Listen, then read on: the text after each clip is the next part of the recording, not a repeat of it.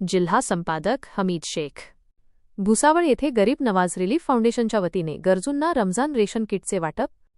भुसावळ पवित्र रमजान महिन्याचे औचित्य साधून धावते इस्लामी इंडियाची सामाजिक शाखा असलेल्या गरीब नवाज रिलीफ फाउंडेशनच्या वतीने भुसावळ शहरात गरजू कुटुंबांना रेशन किटचे वाटप करण्यात आले।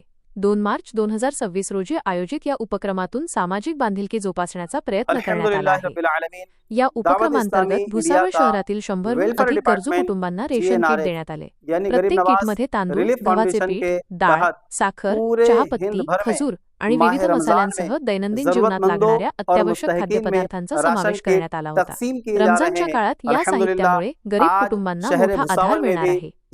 यावेळी दावते इस्लामी हिंदचे जिल्हा अध्यक्ष झुबेर अत्तारी यांनी या कार्यात सहकार्य करणाऱ्या सर्व देणगीदारांचे आणि स्वयंसेवकांचे मनापासून आभार मानले। मानवतेची सेवा करणे हाच संस्थेचा मुख्य उद्देश असून भविष्यातही अशाच प्रकारचे सेवाभावी उपक्रम राबवले जातील असा विश्वास त्यांनी व्यक्त केला।